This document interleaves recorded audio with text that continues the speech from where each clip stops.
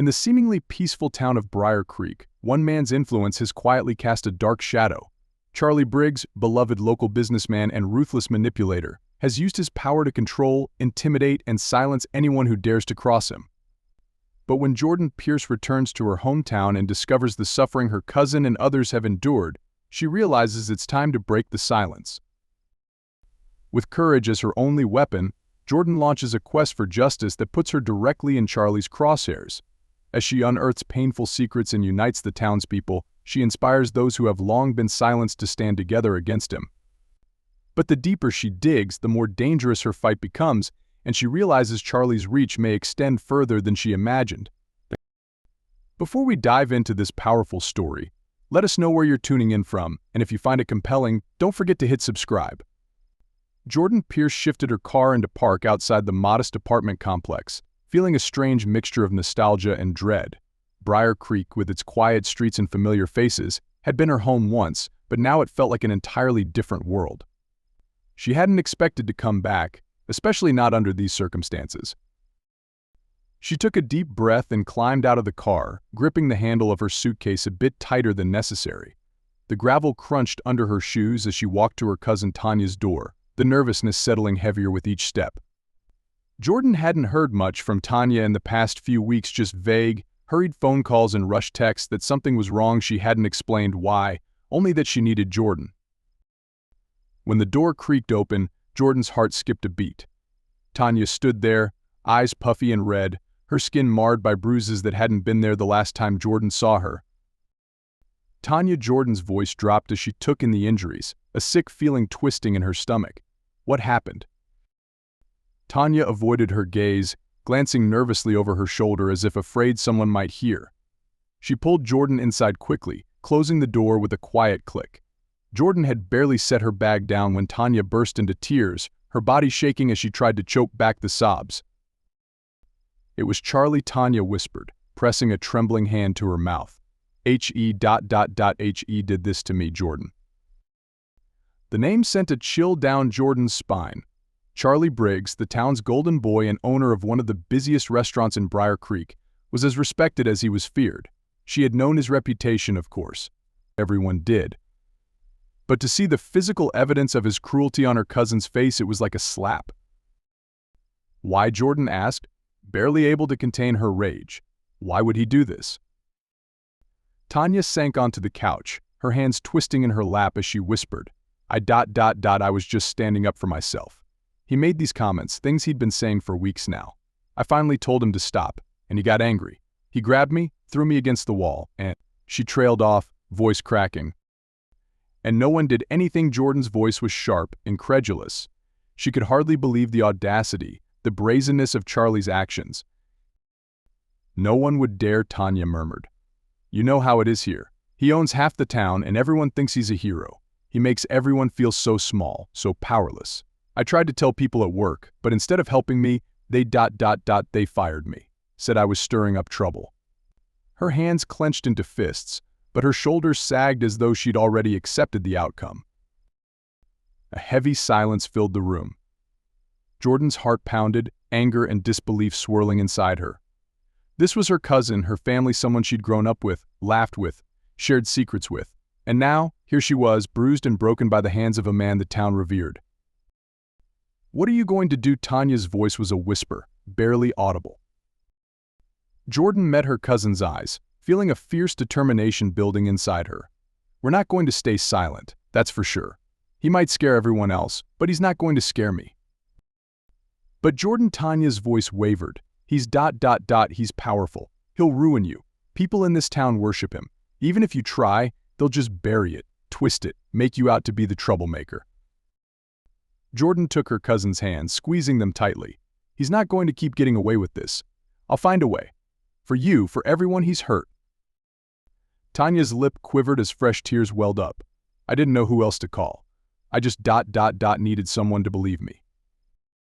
Jordan wrapped her arms around her cousin, holding her as tightly as she could. You called the right person. I believe you, and I'm not going anywhere.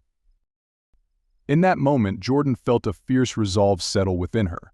Whatever it took, she would expose Charlie for what he was. She didn't know how yet, but she knew one thing for certain: she wasn't leaving Briar Creek until justice was served. Jordan woke the next morning with a steely sense of purpose. She'd spent most of the night listening to Tanya's story, each revelation adding fuel to the fire simmering in her chest. She knew what she had to do, but she needed her family's support, or at least their understanding.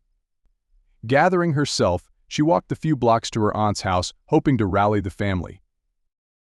The smell of freshly brewed coffee greeted her as she stepped inside. Her aunt, Patricia, was already bustling around the kitchen, stirring a pot of oatmeal with practiced ease. Jordan's mother, Olivia, sat at the table, her fingers wrapped around a coffee cup, her eyes tired but warm. Patricia smiled as she walked in, but her expression shifted when she saw the tension on her niece's face. Jordan took a breath, pulling out a chair at the table. "We need to talk about Tanya." The room fell silent, Olivia's face immediately clouding with concern. Patricia sighed, setting down her spoon. "I was afraid you'd bring this up," she said softly. "What do you mean?" Jordan asked, her brows furrowing. "You know what happened to her? You know what Charlie did?" Patricia and Olivia exchanged a glance. Olivia set her cup down and leaned forward, her voice low. "We heard, honey. Tanya told us a little, but ... Look, Jordan, this is Briar Creek. Charlie has the whole town in his pocket." "Which is exactly why we need to stand up to him," Jordan said, trying to keep her voice steady. "Tanya's terrified. She needs us, her family, to support her. She needs us to speak up." Patricia shook her head, her expression pained. "Jordan, it's not that simple. You don't live here anymore. You don't understand the way things work in this town. Charlie isn't just some guy, he's a bully," Jordan interrupted, anger flashing in her eyes. "He hurt Tanya, Aunt Patricia. How can you just sit here and pretend like it doesn't matter?" "We're not pretending," Patricia whispered, her voice tight with guilt. "But you have to think about the bigger picture. Charlie could destroy all of us. He has friends in high places, people who owe him favors. If you start stirring things up, it could come back on us, all of us." Jordan looked to her mother, hoping for an ally. "Mom." Olivia shifted uncomfortably, avoiding her gaze. "I don't like it either, but maybe your aunt has a point.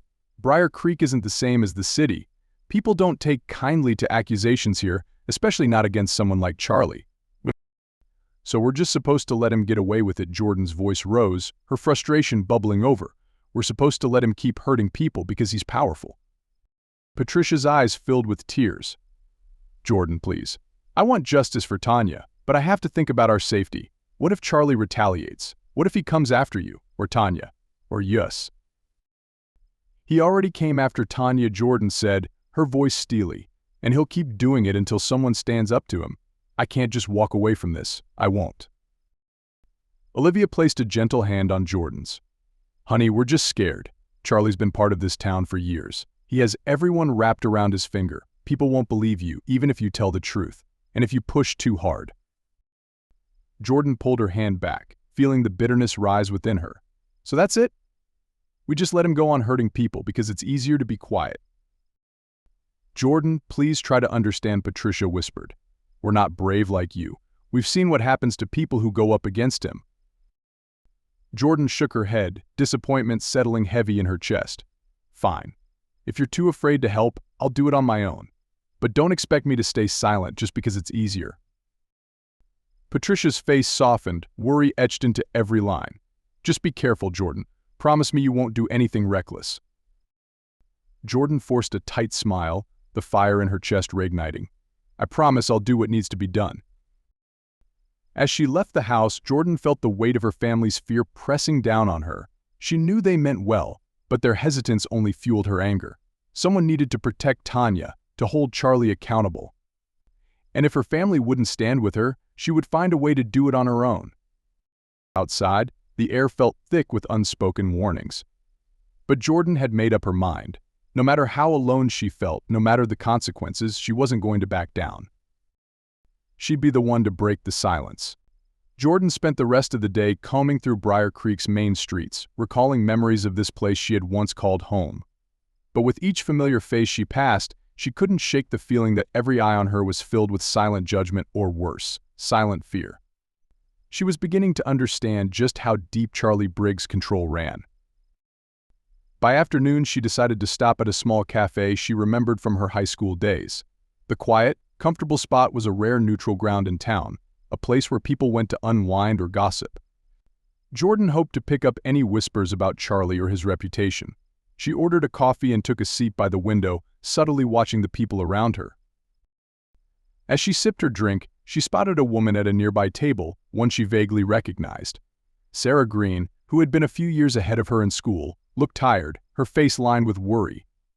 Jordan remembered hearing rumors years ago about Sarah briefly working for Charlie, but she had left suddenly and hadn't been the same since. Jordan gathered her nerve, picked up her coffee, and approached Sarah's table. "Sarah, it's Jordan Pierce. I'm not sure if you remember me." Sarah looked up, surprise flickering across her face before recognition dawned. "Jordan. Of course. You're Patricia's niece, right?" Jordan smiled and nodded. "Mind if I join you?" Sarah hesitated but then gestured to the seat across from her. As Jordan sat down, she noted Sarah's guarded expression. "I heard you were back in town," Sarah said, glancing around nervously. "It's been a while." Jordan leaned forward, keeping her tone casual. "Yeah, it's been a few years. I came back to see my family and to support my cousin Tanya." At the mention of Tanya's name, a shadow passed over Sarah's face. Jordan took it as a sign to press on. "I know this is probably uncomfortable to talk about, but Tanya's been through a lot," Jordan said gently, "and from what I hear, Charlie Briggs is part of the problem. I wanted to understand what he's really like." Sarah's eyes darted around the room, and she lowered her voice. "Jordan, if you know what's good for you, you'll leave it alone. Charlie, he doesn't take well to people interfering, if you get what I mean." "Believe me, I get it. But Tanya was hurt badly. And from what I've seen, she's not the only one." Jordan met Sarah's gaze, hoping to convey her sincerity. "I need to know what he's done. Maybe if enough of us come forward." Sarah let out a bitter laugh, shaking her head. "Enough of us? Jordan, he owns this town. Half the people here would defend him to the grave, and the other half are too scared to speak up. I worked for him once, and I thought I could stand up for myself too, but he made it clear how things work around here." Jordan swallowed, feeling the weight of Sarah's words. What did he do? Sarah's voice dropped to a whisper, her hands twisting nervously. "Nothing anyone could pin on him, of course. That's his specialty. He makes you feel worthless, like you're a piece of dirt he can brush off. If you speak up, he'll smear your name, make you look like the crazy one. That's what he did to me." Her eyes filled with resentment. "I had to leave that job to keep my sanity, but it cost me. He turned people against me, spread rumors. I lost friends, work, everything." Jordan's heart pounded as she listened, anger building with each word. "Sarah, what if we could change that? What if we could gather enough people who've been through the same thing, people who know the truth? Together, maybe we could." Jordan stopped. Sarah's voice was hard, cutting her off. "You don't understand. Charlie doesn't just control people's jobs. He has friends in the sheriff's office and local businesses. You make one wrong move and he'll crush you. I know you want to help Tanya, but you're poking a bear, and it's going to end badly." Jordan clenched her fists, refusing to back down. "Maybe I am poking a bear, but it's a bear that's hurt people I care about. I can't just sit back and do nothing." Sarah's expression softened, but there was a sadness in her eyes.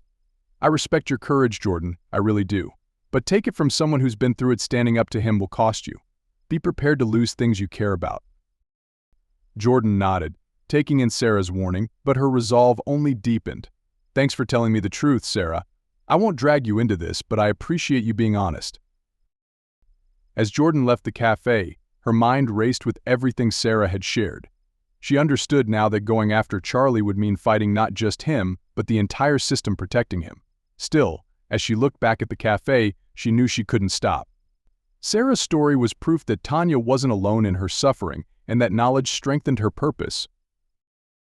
If no one else in Briar Creek could stand up to Charlie, then she would. Jordan's pulse quickened as she approached Briggs' Tavern, the town's most popular restaurant and the very hub of Charlie Briggs' influence. It was evening, and the place was buzzing, filled with families, couples, and groups of friends who all seemed oblivious to the man they were unwittingly empowering with every dollar they spent. Jordan had come here on impulse, determined to confront Charlie directly, to see for herself the man who held so much power over Briar Creek. As she stepped inside, she felt the familiar hum of chatter and clinking glasses, though there was an underlying tension in her gut that made her uneasy. She scanned the room, spotting Charlie instantly behind the bar, his laughter booming as he chatted with some regulars. Tall and broad-shouldered, he wore an easy smile that belied the darkness she knew lurked beneath his polished exterior. Taking a deep breath, Jordan pushed through the crowd and made her way toward him, her hands clenched as she closed the distance. Just before she could speak, Charlie looked up, his eyes landing on her with a flicker of recognition. He put down the glass he was polishing, his smile shifting into something colder. Well, he drawled, leaning against the counter. If it isn't Jordan Pierce. Didn't expect to see you back in town. Wish I could say the feeling's mutual, Jordan replied, matching his stare with all the calm she could muster. I'm here because of Tanya. At the mention of her cousin's name, Charlie's smile faltered for a fraction of a second before returning, now sharper. Tanya, huh? Sweet girl. I'd heard she was going through a rough patch, but I wasn't expecting to see her family rushing to my door over it. Jordan felt a surge of anger, but she kept her tone measured. I know what you did to her, Charlie, and I know she's not the only one you've hurt. Charlie raised an eyebrow, his expression mocking. I think you're a little lost, sweetheart. I have no idea what you're talking about. Oh, I think you do, she leaned in, her voice steady. You think you're untouchable because everyone's afraid of you, but I'm not. You might have people here fooled, but I see right through you. You're nothing but a bully. Charlie's laughter boomed through the room, drawing a few curious glances. He shook his head, feigning pity. You really think you can come in here and accuse me of? What exactly? Just because your cousin's having some issues. Jordan felt her pulse race, a mix of anger and frustration clawing at her. This isn't just about Tanya. It's about everyone in this town you've hurt. You've used your power to intimidate and silence people for too long. Charlie's eyes turned cold, his smile vanishing entirely. He leaned in, his voice dropping to a whisper that only Jordan could hear. Listen closely, Jordan.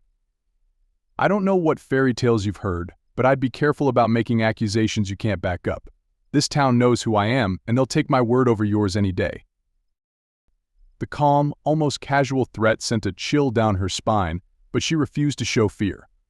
I'm not going anywhere, Charlie, and I'm not staying silent. You're going to answer for what you did to Tanya and to everyone else. Charlie straightened, that unsettling smile returning to his face.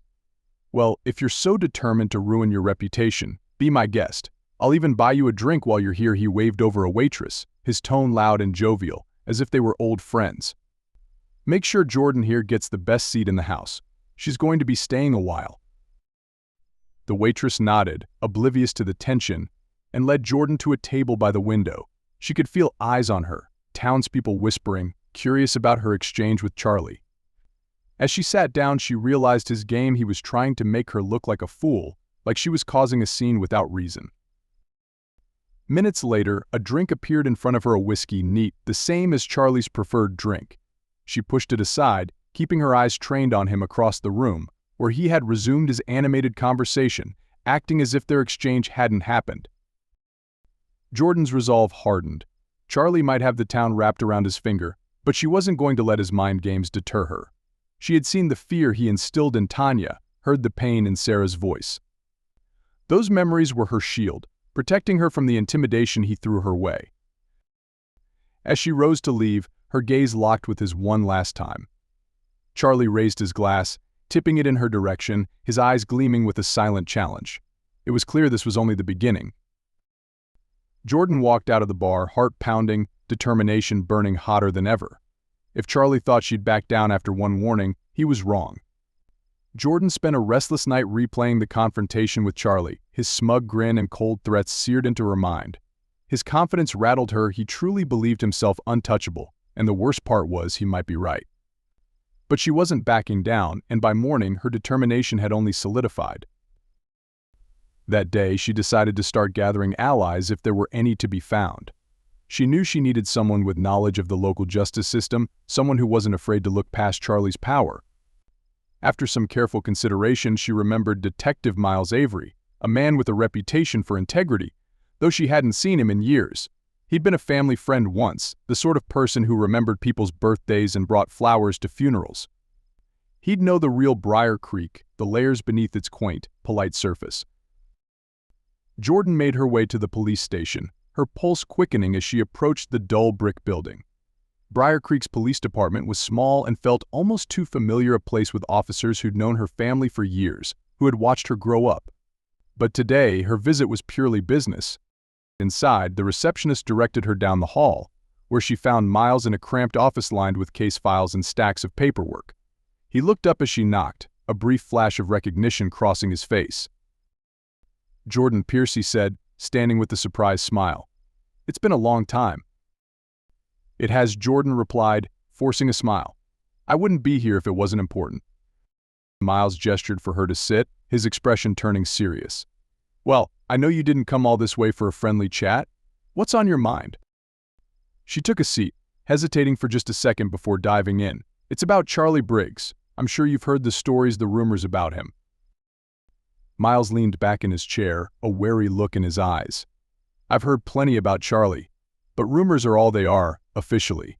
Nothing anyone's been able to pin on him." Jordan felt her frustration flare up, but she kept her voice steady. "That's because everyone's too scared to speak up.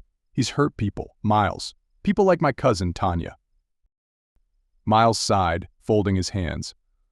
"Look, Jordan, I don't doubt that there are skeletons in Charlie's closet, but Briar Creek isn't the kind of place where people openly challenge him. He has friends everywhere. Every attempt to investigate him has been blocked or swept under the rug." "That's exactly the problem," Jordan said, her tone firmer now. "He's using his power to silence everyone, but we don't have to let him. I need your help, Miles." He looked at her for a long moment, a mix of concern and reluctance crossing his face. "What you're asking for? It's not easy. I can't just start an investigation on rumors alone. I'd need evidence, something concrete that points to a crime. And even if I could, do you have any idea what kind of storm you're walking into?" Jordan met his gaze, refusing to waver. "I'm willing to face whatever comes. Charlie already threatened me. He thinks he can scare me off like he's done to everyone else, but I won't be intimidated, not while he's hurting people I care about." Miles let out a heavy breath, rubbing a hand over his jaw. "I don't like it, Jordan. Going after Charlie is dangerous. For you, for me, for anyone who gets involved." She leaned forward, her voice soft but intense. "I know it is. But if we don't do something, he'll keep getting away with it. Think about the people he's hurt, Miles. They deserve justice. Tanya deserves justice." Miles was silent, his gaze shifting to the window. For a moment, Jordan thought he might tell her to leave, to stop meddling in matters too big to tackle. But then, with a slight nod, he met her eyes again. "All right," he said quietly. "But we do this my way. No hasty moves, no big confrontations. We gather whatever evidence we can quietly. If there's a chance of bringing him down, we'll need to be smart about it, and careful." Relief washed over her, and she managed a small, grateful smile. "Thank you, Miles. I can't tell you how much this means to me." Miles gave her a wary look. "Don't thank me yet. This could blow up in both our faces if we're not careful. And if Charlie even suspects you're working with me... well, let's just say he won't take it lightly." Jordan nodded, the weight of his warning settling over her. She knew the risks, but she was willing to take them. For Tanya, for everyone Charlie had wronged. "Where do we start?" she asked, eager to take action.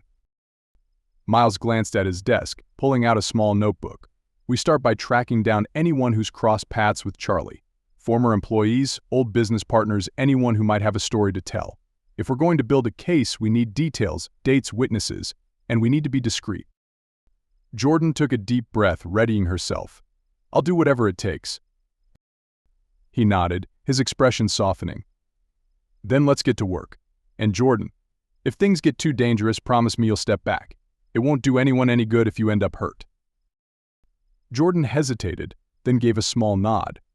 But deep down, she knew she wouldn't back down, no matter how hard it got. As she left the station, a sense of purpose settled over her. She had an ally now, someone who understood the stakes and was willing to stand with her. This was only the beginning, but it was a beginning she could believe in. Charlie might think he held all the cards, but he hadn't counted on her resilience or on the quiet strength of an ally like Miles Avery. Jordan was still buzzing with cautious optimism after her meeting with Miles. For the first time, it felt like she had real support, like she wasn't facing the impossible alone. But her newfound resolve would be tested faster than she expected. The next day, she went to meet Tanya for lunch at the local diner. It was one of the few places in town that didn't bear Charlie's influence as heavily, and Jordan figured it was as safe a spot as any to catch up and see how her cousin was holding up. Tanya was already waiting in a booth near the window, sipping a glass of water and glancing around nervously, her hands fidgeting with a napkin. Jordan slid into the seat across from her, offering a gentle smile. "Hey, Tanya, you doing okay?" Tanya managed a weak smile, but her gaze darted toward the door, as though expecting someone unpleasant to walk in at any moment. "I don't know, Jordan. I just keep feeling like he's everywhere, like he's watching me." Jordan reached across the table, giving Tanya's hand a reassuring squeeze. "We're going to get through this. I spoke with Miles Avery. He's willing to help us dig up evidence against Charlie." Tanya's eyes widened with a glimmer of hope, but it was quickly replaced by worry. "Are you sure that's a good idea? I mean, he has friends everywhere. He'll find out eventually." "That's why we're being careful," Jordan said, keeping her voice low. "I'm not letting him get away with what he did to you, Tanya. You don't have to be afraid anymore." Tanya nodded, her shoulders relaxing slightly. Just as she started to speak, the bell over the diner door jingled, and Jordan felt the air shift. She turned to see Charlie himself, flanked by two of his friends, swaggering in like he owned the place, which, in a way, he did. The chatter in the diner quieted as he entered, and Jordan's stomach tightened. Charlie's eyes locked onto theirs almost immediately. His mouth curled into a smug smile as he sauntered over to their table, ignoring the disapproving looks from the few patrons who dared to look his way. "Well, look who we have here," he drawled, hands in his pockets as he stopped beside their booth. "The Pierce cousins, having a nice little chat." Jordan sat up straighter, meeting his gaze head-on. "Just having lunch, Charlie. I don't see how it's any of your business." Charlie's smile widened, but his eyes were cold. "Everything that happens in Briar Creek is my business, sweetheart. And I couldn't help but notice the two of you looking a little tense." Tanya lowered her gaze, visibly shrinking under his scrutiny. Jordan's hand tightened into a fist under the table, but she forced herself to stay calm. "Why don't you just leave us alone?" Jordan said, her voice steady. "You've done enough damage already." Charlie let out a laugh that was louder than necessary, drawing more attention from the diners. "Oh, damage? You really think I'm the problem here? Last I checked, Tanya was the one who couldn't keep her job in order. Maybe she needs to work on her attitude before she starts blaming me for her troubles." Tanya's face flushed, her hands trembling as she stared down at her lap. The words stung, and Jordan could see the shame and helplessness in her cousin's eyes. Fury rose in her chest, but she knew better than to let it show. "You're not fooling anyone, Charlie," she said, her voice barely more than a whisper. "Everyone here knows what kind of man you really are." Charlie's smile twisted into a sneer as he leaned closer, lowering his voice so only she could hear. "You're making a big mistake, Jordan. A real big one. And if you keep sticking your nose where it doesn't belong, you'll regret it." The threat hung heavy in the air, and Jordan felt the weight of the entire diner's silence pressing down on her. She glanced around, hoping anyone might stand up to him. But heads quickly turned away, eyes averted. She realized then how deeply Charlie's grip held the town in fear. Charlie straightened, turning to address the entire diner, his voice loud and commanding. "Some people just don't know their place." He threw a pointed look back at Tanya, his smile mocking. "Seems like some families around here could use a reminder on respect." Snickers rippled through a few tables, and Tanya visibly flinched, her face crumpling in humiliation. Jordan felt a surge of protectiveness and anger, but as she looked around, she saw that no one would stand with her, not yet. This was Charlie's territory, and he knew it. "Well, ladies," he said, smirking, "enjoy your lunch." With that, he turned and strolled back to the counter, ordering his meal with the ease of someone who'd already won. Jordan sat in stunned silence as she watched him laughing with his friends, completely unfazed by the impact of his words. Tanya broke the silence, her voice barely audible. I can't do this, Jordan. I can't keep letting him humiliate me like this. Maybe everyone's right. Maybe he really is untouchable." Jordan felt her throat tighten, anger and helplessness mingling painfully. She squeezed Tanya's hand, fighting to keep her voice steady. "He's not untouchable, Tanya. He only has power because people are too scared to stand up to him. But that's going to change. Her cousin gave a hollow laugh, her eyes red-rimmed. And what if it doesn't? What if he just keeps doing this? Jordan glanced back at Charlie, who was laughing over some joke with his cronies. The sight of him only fueled her resolve. He won't. I promise you he won't. We're going to bring him down, one way or another. As they left the diner, Jordan felt the full weight of what they were up against.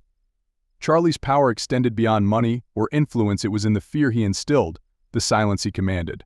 But Jordan wasn't about to let that silence stop her.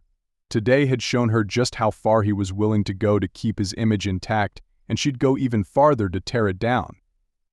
As Jordan pulled into her driveway later that evening, the adrenaline from her confrontation with Charlie had finally faded, leaving a heavy weariness in its place. She parked her car and stepped out, the quiet of the night settling around her. For a moment, the cool air felt refreshing, calming her after the tense events of the day. But her sense of calm shattered when she noticed something out of place. The porch light had been smashed, and shards of glass glistened on the steps. Her chest tightened as she cautiously approached, her heart pounding. Her gaze traveled to the front door, where a crumpled piece of paper was taped, flapping slightly in the breeze. With a sinking feeling, she reached for it, unfolding the note to reveal scrawled, angry letters. "Back off, or else." The words were simple but loaded, each one striking her with a sickening clarity. This was no subtle warning, it was a direct threat. Charlie was letting her know that he was watching, that he wouldn't tolerate her meddling in his affairs. The casual violence of the broken light and the ominous words made her blood run cold. Jordan's fingers tightened around the note as she stepped inside, locking the door behind her and double-checking all the windows. She knew Charlie was powerful, but this brazen move on her own home rattled her. She couldn't shake the image of him smirking in the diner, completely certain that no one would stand up to him. This message was his way of showing that he could reach her anywhere, anytime. Exhausted and unsettled, she decided to call her mother, hoping for comfort, but the call quickly turned tense. "Mom, something happened tonight," Jordan said, her voice low as she recounted the diner incident and the note left on her door. Her mother sighed heavily on the other end of the line. "Jordan, I told you this was dangerous. Charlie doesn't play fair. You're going to get hurt or worse." "But Mom, I can't just ignore this. Tanya's life has been ruined because of him. He's walking around town like he owns it, and everyone's just letting him get away with it. It's wrong." "I know it's wrong," her mother replied, frustration and fear thickening her voice. "But you can't fix everything. Not here. Briar Creek doesn't work that way. People here ... they close ranks, especially when it comes to Charlie." Jordan's shoulders slumped, disappointment settling heavily in her chest. "So I'm supposed to just give up? Pretend it never happened?" "I'm saying be careful," her mother replied firmly. "You're playing with fire, and I don't want to see you burned." They ended the call in tense silence, and Jordan stared at her phone, feeling a sense of isolation closing in around her. She wanted her family's support, but instead they seemed more interested in protecting themselves from Charlie's wrath. She felt alone in a way she hadn't since she'd first returned to Briar Creek. Just as she was setting her phone down, a new message popped up. It was from an unknown number, and her stomach twisted as she read the words. "You should have stayed away, Jordan. Leave now, while you still can." The message was like a punch to the gut, and for a moment she felt a flicker of panic. This wasn't just Charlie intimidating her in public, he was escalating, invading her personal space, her sense of safety. Her mind raced, considering whether she should contact Miles, but she hesitated. She didn't want to put him in danger, too. A loud bang outside made her jump, her heart pounding. She peered through the window and saw two figures near her car, one of them swinging a bat against her side mirror, which shattered with a violent crack. Anger and fear surged through her, but before she could react, the figures bolted, laughing as they disappeared into the darkness. Jordan's hands shook as she stepped back from the window, her breath coming in quick, shallow bursts. She felt trapped, cornered by Charlie's relentless reach. Her home, the one place she'd thought she could find peace, no longer felt safe.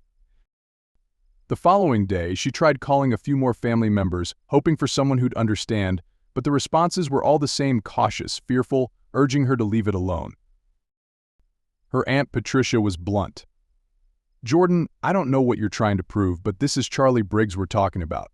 If you keep this up, he'll come after you and anyone who stands with you. Please, for your own sake, just drop it." Even her cousin Tanya, who'd been at the heart of this, grew increasingly uneasy with Jordan's persistence. "Maybe Aunt Patricia's right," Tanya murmured during a tense phone call. "Charlie ... he's just too powerful, Jordan. I don't want you getting hurt because of me." Jordan's frustration boiled over. "Tanya, he already hurt you. He's hurt so many people. This isn't just about you or me, it's about standing up to him, showing him he can't get away with this." But Tanya's silence spoke volumes.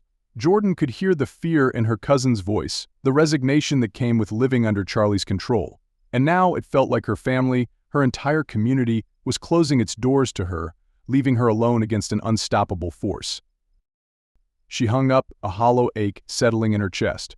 Her family's warnings echoed in her mind, but instead of discouraging her, they ignited something fierce within her. She couldn't back down, not now. She had started this fight, and she intended to see it through, no matter how many threats or shattered mirrors Charlie threw her way. With a deep breath, she picked up her phone and dialed Miles. He picked up on the second ring, his tone immediately concerned. "Miles, it's me," she said, her voice steady. "I need to report some incidents." She filled him in on everything: the broken light, the note, the message, the vandalized car. Each detail seemed to weigh heavier as she spoke, but Miles listened silently, his voice calm and measured when he finally responded. "I'm glad you told me," he said, his tone filled with a quiet determination. "This means he's worried. He's trying to scare you off because he knows you're a threat." "Well, it's working," Jordan admitted, her voice tinged with frustration. "I feel like everyone's against me, like I'm the only one who wants to stop him." "You're not alone," Jordan Miles reassured her. "We'll get through this, but you need to stay vigilant. He's testing you, trying to see if you'll back down. Don't give him the satisfaction." As she ended the call, Jordan took a deep breath, feeling a spark of courage rekindling. Charlie had tried to isolate her, to make her feel weak and afraid, but with Miles on her side, she knew she could keep going. Charlie had underestimated her, and if he thought a few threats could make her walk away, he was in for a rude awakening. A few days after the threats and vandalism, Jordan met with Miles in the back corner of a small cafe on the outskirts of town. They spoke in hushed voices, mindful of anyone who might overhear. Jordan felt a gnawing sense of urgency pressing down on her, one that intensified when Miles pulled a folded newspaper from his bag and slid it across the table.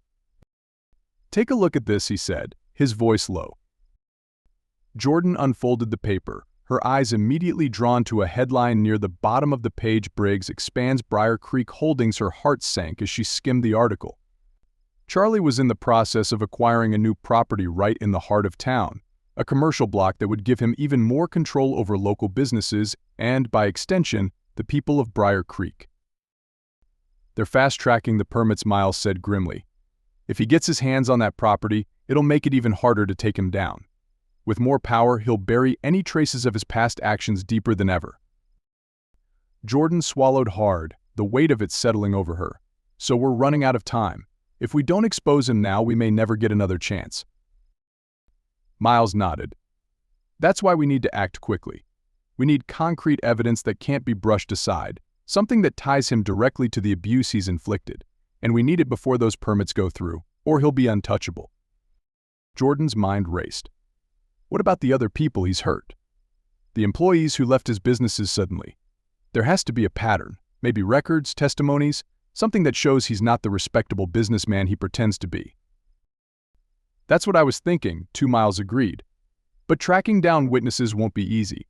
Most of them are terrified or have left town entirely. He has a way of making people disappear without actually lifting a finger." A chill ran through Jordan as she thought of all the people, like Tanya and Sarah, who had been broken by Charlie's influence, silenced and pushed aside. She knew they needed something more substantial than fear and hearsay to bring him down. "Let's start with his finances," she suggested, leaning closer. "If he's fast-tracking these permits, he's probably hiding expenses or cutting deals with people who owe him favors. There's got to be a paper trail somewhere." Miles rubbed his chin thoughtfully. "That's possible. I have a contact at the courthouse, someone I trust who could discreetly look into public records. Maybe we can find something irregular in his transactions, something that hints at bribery or unethical business practices. Great. And in the meantime, I'll reach out to more people who worked for him, Jordan replied. Maybe I can find someone willing to speak on the record, even if it's anonymously. Miles glanced at her with a worried expression. Are you sure you want to take that risk? Charlie's already escalating. If he catches wind that you're digging deeper, he won't hold back. Jordan took a steadying breath. I know, but he's counting on that fear to keep everyone in line. If we let him win, it'll just keep happening. I can't back down now. Miles nodded slowly, admiration flickering in his gaze. All right then, I'll do my part, but be careful, Jordan. This isn't just a game to him. They agreed to meet again in a few days, after Miles's contact had time to dig up any leads on Charlie's finances. Jordan left the cafe with her nerves buzzing, both excited and apprehensive about the work ahead. As she drove through town, the magnitude of what they were attempting weighed on her. She was no longer just standing up for Tanya, she was standing up for everyone Charlie had hurt, and that responsibility felt heavy. Over the next couple of days, Jordan kept busy tracking down former employees and acquaintances of Charlie's, hoping to find someone willing to speak out. She managed to get in touch with Lucas, a former bartender at Briggs Tavern, who had abruptly quit a year ago under suspicious circumstances. After a bit of persuasion, Lucas reluctantly agreed to meet her in a secluded park outside of town. When they met, Lucas's face was shadowed, his expression guarded. I don't know why you're doing this, but it's dangerous. Charlie. He has ways of knowing things. People who cross him end up regretting it. I understand, Jordan said gently, but I need to know what he did to you, Lucas. We're trying to build a case, something strong enough to finally hold him accountable. Lucas shifted uncomfortably, glancing over his shoulder before speaking. He's manipulative. He knows how to control people, make them feel worthless. When I worked for him, he'd humiliate employees, especially the ones who stood up to him. And if he found out you'd been talking about him, he'd twist things. Make it look like you were the one in the wrong. That's what he did to me. Jordan listened intently, her heart breaking at the resigned tone in Lucas's voice. Did he ever threaten you directly, or try to ruin your reputation when you left? Lucas nodded. After I quit, he spread rumors around town that I was stealing from him, that I was an addict. I couldn't get work anywhere after that. My name was trashed, all because I had the guts to walk away. His words burned into her, each one a reminder of Charlie's ability to control the narrative. Lucas, would you be willing to go on record about this? Even if we keep your identity hidden, it could really help. You wouldn't be alone, there are others who have come forward. Lucas hesitated, clearly torn. I don't know. He could come after me. I've managed to start over. I don't want to risk losing it all again. I understand, Jordan said, keeping her tone gentle. But if you ever change your mind, just let me know. You're not alone in this. They parted ways, and though Lucas wasn't ready to testify, Jordan knew that just speaking with him had given her more fuel for the case. The pieces were starting to come together, and with any luck, they would soon have enough to expose Charlie's real character. A few days later, Miles called with news. Jordan, I've got something, he said, his voice charged with urgency. My contact found irregularities in Charlie's finances. It looks like he's been making large donations to certain council members and people in the permit office. It's not direct evidence, but it's a start. Jordan felt her pulse quicken. That's perfect, Miles. It proves he's been greasing the wheels to get his way. If we can pair this with testimonies from the people he's hurt. Miles paused, his tone shifting to something more serious. But listen, Charlie's going to find out soon that someone's looking into his business. When he does, he's going to retaliate. We're on borrowed time. I know, she replied, her resolve hardening. But we're getting closer. We can't stop now. With every day, every conversation, and every piece of evidence, the clock was ticking down. Charlie's influence was expanding, and soon he'd have more control than ever before. But Jordan knew that if they could expose him before that happened, they might just have a chance at stopping him. As she hung up with Miles, Jordan felt a surge of determination. Charlie was running out of time, and she was determined to make every second count. The pressure was mounting, but Jordan's determination was unwavering. Miles's lead on Charlie's financial irregularities had given her new hope, yet she knew they still needed stronger, irrefutable evidence to convince the town and the authorities of Charlie's true nature. With the ticking clock of his impending property expansion looming, Jordan set her sights on gathering first-hand accounts from those who had suffered under Charlie's oppressive influence. Jordan decided to reach out to Lena Ruiz, a former waitress at Briggs Tavern who had once been close to her family. Lena had left her job at the tavern under mysterious circumstances a few years back, and Jordan had a feeling there was more to the story. She arranged to meet Lena at a quiet spot outside of town, hoping that distance from Briar Creek's watchful eyes would help Lena feel safe enough to open up. When Lena arrived, she looked tired, as if the years of silence had worn her down. They found a secluded bench surrounded by the gentle rustling of trees, giving them a sense of privacy. Jordan gave Lena a reassuring smile, hoping to ease her anxiety. "Thank you for meeting with me," Lena, Jordan began softly. "I know this isn't easy, but I'm trying to bring justice to everyone Charlie has hurt. You're not alone in this."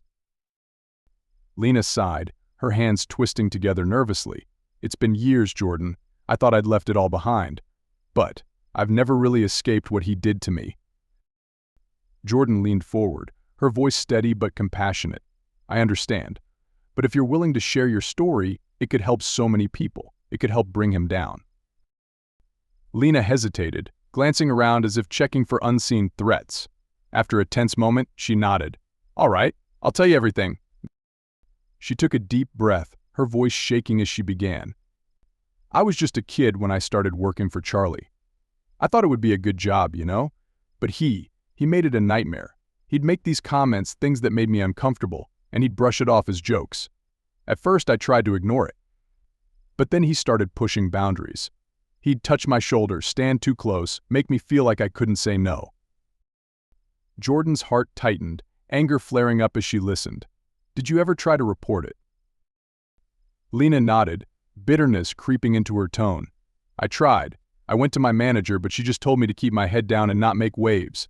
Said Charlie wasn't someone to mess with. That's when I realized no one was going to help me." She paused, a shadow of pain crossing her face. "One night, he followed me out to my car. He cornered me, said if I ever thought of leaving, he'd make sure I never found work anywhere else. I was so scared, Jordan. I quit a few weeks later. But not before he'd spread rumors that I'd been stealing from the till. No one in town would hire me after that." Jordan clenched her fists, rage simmering beneath the surface. "I'm so sorry, Lena. No one should have to go through that. But you can help us stop him now. If we can get a statement from you, even if it's anonymous, it could make a real difference." Lena looked away, her expression pained. "I don't know. He still has so much power in this town. I'm scared, Jordan. What if he finds out?" Jordan reached out, gently placing a hand on Lena's. "I get it. Believe me, I do. But he's already hurting people, and he'll keep doing it until someone stands up to him. You have a chance to be part of something that could change everything. Together, we're stronger than he is." Lena held Jordan's gaze for a long moment, the fear in her eyes slowly giving way to resolve. "If you think it will help, then I'll do it. I'll tell my story." Relief washed over Jordan, and she squeezed Lena's hand gratefully. "Thank you, Lena. You're incredibly brave." Over the next few days, Jordan continued meeting with others who had been impacted by Charlie's actions. The more people she spoke to, the clearer the pattern became. Each story shared a common thread: Charlie's manipulation, his threats, and his ability to silence those who opposed him. Bit by bit, she was piecing together the full picture of his terror over Briar Creek. But as more testimonies surfaced, the tension around town thickened. Jordan felt the watchful stares of locals wherever she went, the whispers that followed her every move. She was pushing against years of silence, and the town seemed to be holding its breath, waiting to see what would happen. One evening, Jordan met with Miles to go over the testimonies she'd collected. They sat in the dim light of his office, stacks of handwritten notes and recordings laid out before them. Each one represented a life damaged by Charlie's cruelty, a person who had suffered in silence. "This is powerful stuff," Miles said, flipping through the statements. "If we can get just a few of these people to testify, it could be enough to build a case. But it's still risky. Charlie's friends in high places aren't going to make this easy." Jordan nodded, steeling herself. "I know, but this is the only way. We can't let fear keep us quiet anymore." Miles gave her an approving nod. "You've done something remarkable here, Jordan. I haven't seen this kind of solidarity in Briar Creek in a long time. People are waking up. They spent the next few hours organizing the evidence, crafting a plan to present it to a trusted official in the district attorney's office. As they worked, the weight of the impending confrontation with Charlie grew heavier, a storm gathering just on the horizon. As Jordan was leaving Miles's office, her phone buzzed with a message. She glanced down and felt a chill run through her as she read the words. "You're making a big mistake. Last warning." She looked up, meeting Miles's concerned gaze. "He knows, doesn't he?" Miles's expression darkened. "Looks like it. But that just means he's scared. You're making an impact, Jordan. If he's resorting to threats, it means he knows he's losing control." Jordan pocketed her phone, her jaw set with grim determination. "Then we're going to keep going. He doesn't get to decide how this ends." With every new story, every testimony, Jordan was chipping away at Charlie's influence, breaking the silence that had held Briar Creek in its grip for too long. The clock was ticking, but now she was the one setting the pace, and she was determined to see it through to the end. The tension in Briar Creek was palpable as Jordan walked into Briggs' Tavern that evening, her heart pounding with a mixture of fear and fierce determination. She knew Charlie was aware of her efforts to expose him. The message from the previous night had been his clearest warning yet, but she hadn't come this far just to back down. The tavern was packed, a thick crowd of locals who chatted and laughed, oblivious to the storm brewing just beneath the surface. Jordan spotted Charlie at the bar, surrounded by his usual entourage, laughing loudly as he regaled them with some story. She steeled herself, forcing her face into a calm expression as she crossed the room, her gaze locked on him. Charlie saw her approach, and his laughter died, replaced by a thin, mocking smile. He turned to face her fully, his arms casually crossed over his chest. The room seemed to hush, a few curious glances shifting their way, but Jordan didn't care. She wasn't here to stay silent. "Well, if it isn't our little crusader," Charlie drawled, his voice dripping with sarcasm. "Didn't think you had the nerve to show your face in my place after all the trouble you've been stirring." Jordan didn't flinch. She met his gaze, letting him see the fire in her eyes. "I'm not afraid of you, Charlie. You think you can control everyone in this town, but I'm here to tell you that's coming to an end." Charlie chuckled, a cold sound that made her skin crawl. "End? I don't think you realize who you're dealing with, Jordan. I've been running this town for years, and you're just a little girl playing hero. No one's going to believe your little fairy tales about me." Jordan's voice was steady, louder than before. "They already believe me, Charlie. I've talked to people you hurt, people you tried to silence. They're not afraid of you anymore. We're building a case, and it's only a matter of time before the law catches up to you." Charlie's eyes flashed, the first crack in his calm facade. "You think you're so clever, don't you, running around stirring up trouble? But I've got friends, powerful friends, and they'll make sure nothing you say gets taken seriously." The threat hung in the air, thick with menace, but Jordan didn't waver. She took a step closer, her voice firm. "You're scared, Charlie. For the first time, you're actually scared. You should be, because the truth is coming out. People are finally seeing you for what you really are, a bully and a coward." Charlie's face darkened, his mouth tightening into a sneer. "Watch your mouth, little girl, before you find yourself in over your head." Jordan felt a surge of anger, her voice rising. "I've been in over my head since I got here, but I'm not the one drowning anymore. You are. This town deserves better than you, and they're going to see that, no matter how hard you try to hide it." She could feel the weight of the room shifting, murmurs spreading among the patrons. Some looked away, unwilling to witness the confrontation, but others were listening, their expressions a mix of shock and newfound courage. For the first time, it felt like the silence was breaking, like the walls Charlie had built around himself were starting to crumble. Charlie straightened, trying to regain his composure, but Jordan saw the anger simmering beneath the surface. "You're nothing, Jordan," he hissed, his voice low. "You're just a loudmouth with no real power. You think you've made friends in this town? Just wait until they turn on you?" Jordan didn't blink. She took a step back, her voice steady as she addressed the crowd. "This is the man you've been letting run your town. The man you've allowed to hurt people, to scare people into silence. But it doesn't have to be this way. If we stand together, if we refuse to be intimidated, he can't keep getting away with it." A ripple went through the crowd, and for a moment there was a heavy silence. Then, a voice spoke up, someone Jordan recognized as one of the former employees she'd spoken to, a quiet, shy woman who had been too afraid to testify before. "She's right," the woman said, her voice trembling but clear. "He's hurt too many of us. We can't keep letting him do this." Another person, then another, began nodding in agreement, whispers spreading as people murmured to each other. Jordan felt a flicker of hope rise in her chest. The walls around Charlie were cracking, and she could see the fear growing in his eyes, masked poorly by his sneer. Charlie's face twisted in anger, and he pointed a finger at Jordan, his voice raised in fury. "This is what happens when people don't know their place. You think you're some kind of hero, Jordan? You're just a meddling little girl, and I'll make sure everyone sees you for the troublemaker you really are."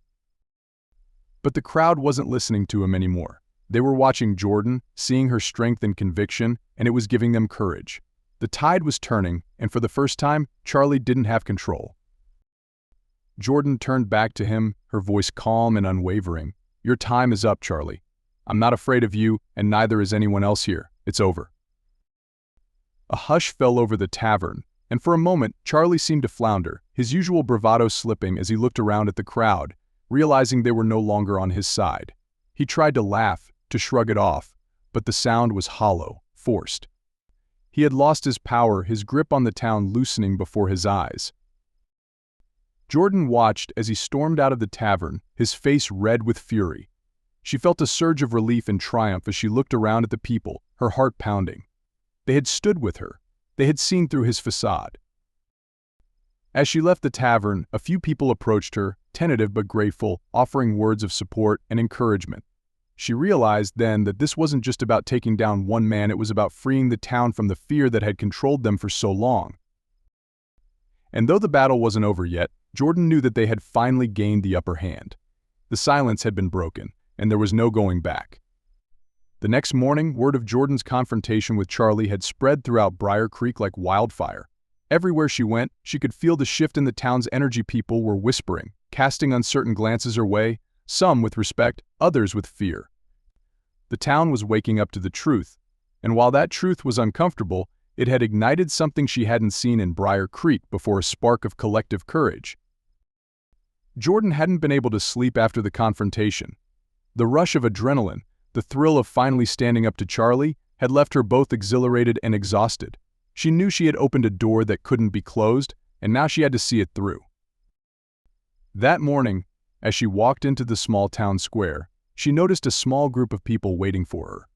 Some she recognized as former employees of Charlie's, others were familiar faces from her childhood, people she hadn't spoken to in years. They looked at her with cautious but hopeful expressions. A woman named Linda, who had run a small shop in town for years, stepped forward. Jordan remembered her as someone who had always kept her head down, too quiet to make waves, but today Linda's eyes held a fierce determination.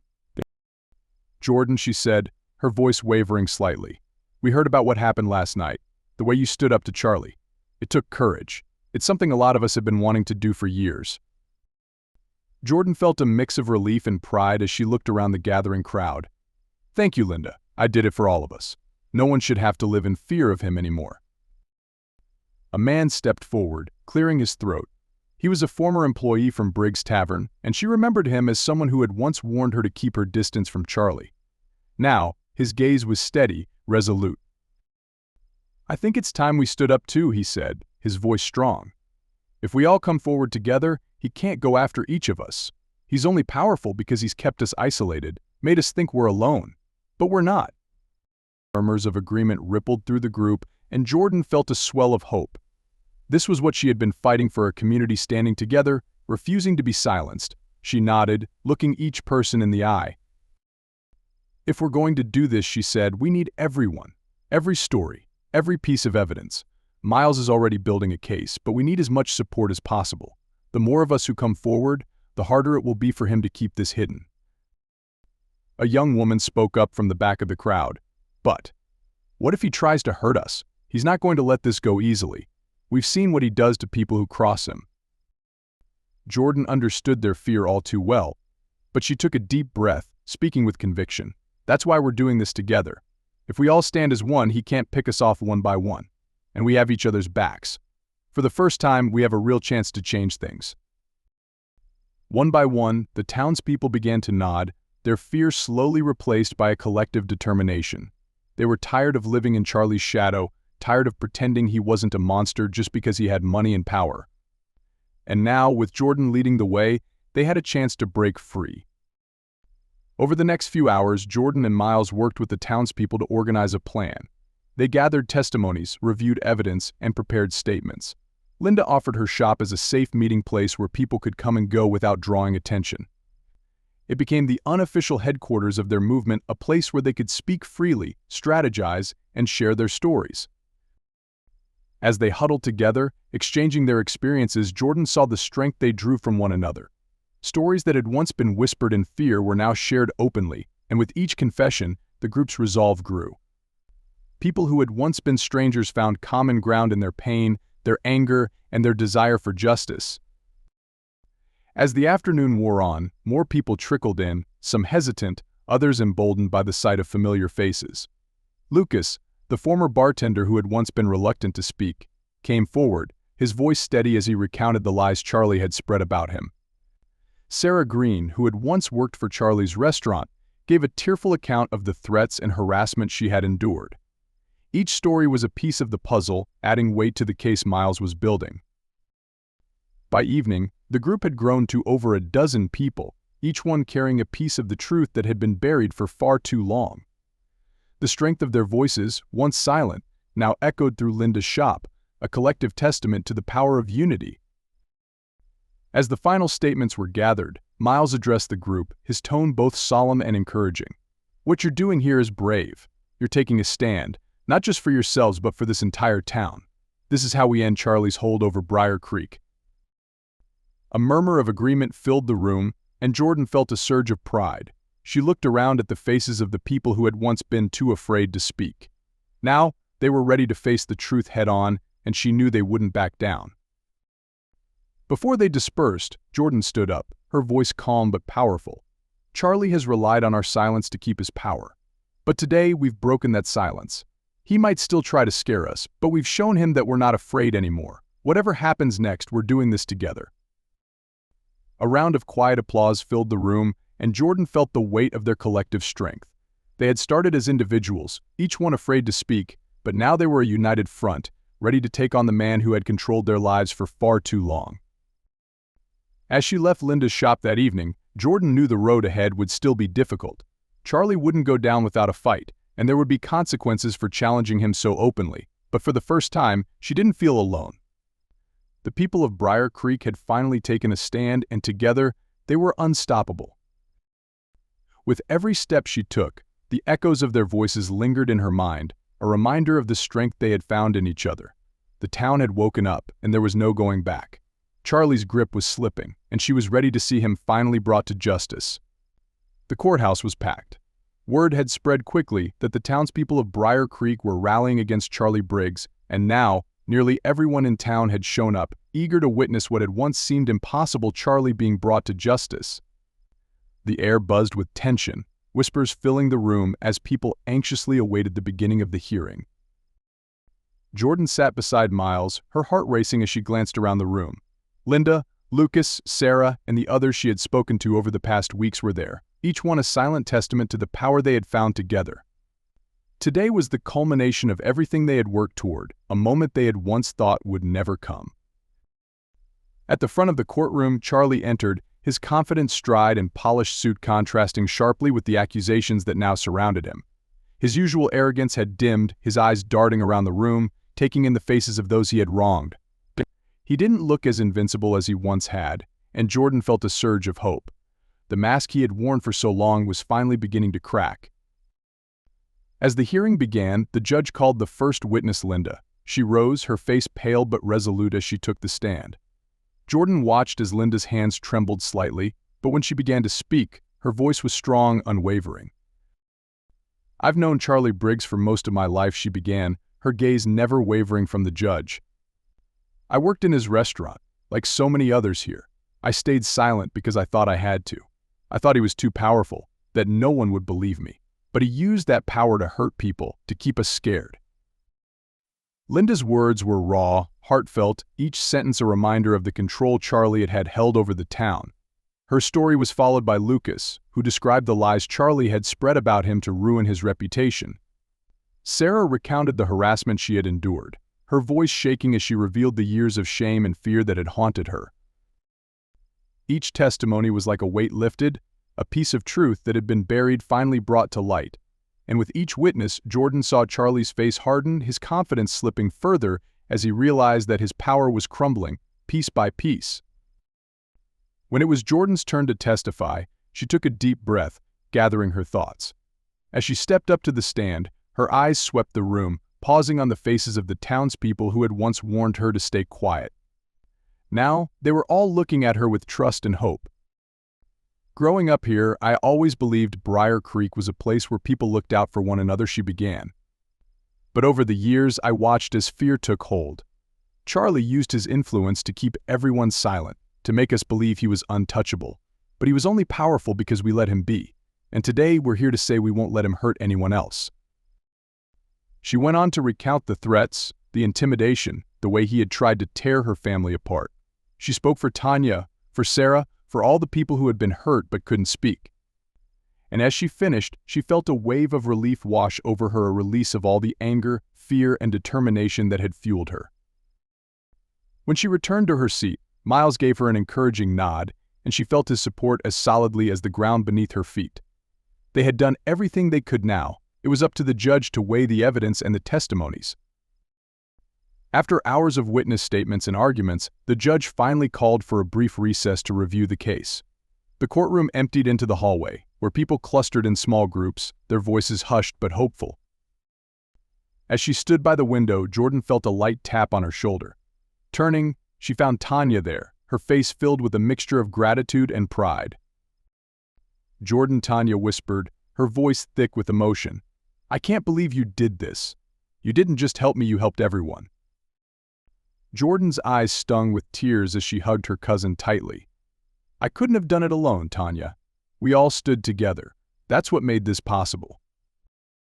They stood together, watching as people murmured their support, some offering quiet words of thanks, others nodding to her with newfound respect. She could see how this moment had changed them, how the shared act of courage had begun to heal the fractures Charlie's influence had created.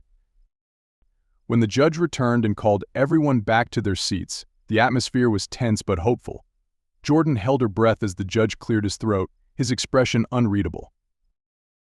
After reviewing the testimonies and evidence presented today, it is clear that Charlie Briggs has abused his position of power, using intimidation and manipulation to control the people of this town.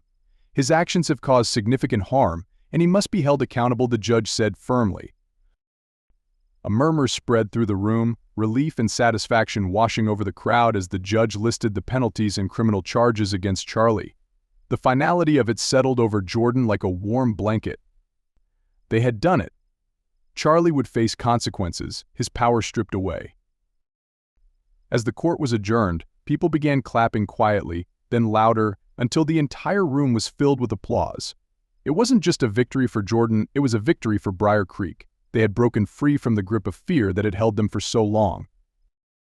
Charlie was led away, his face ashen, his eyes downcast. He didn't glance back at the crowd, perhaps realizing that his hold over them was truly gone. Jordan watched him disappear, feeling a sense of closure she hadn't expected. He was finally where he belonged. As she left the courthouse, the townspeople gathered around her, expressing their thanks, their gratitude. She saw in their eyes the same strength that had carried her through this journey. Briar Creek was changed, and she knew they would carry this newfound courage forward, never again allowing fear to control them. Outside, under the bright afternoon sun, Jordan stood with Miles and Tanya, their faces reflecting the same relief and pride.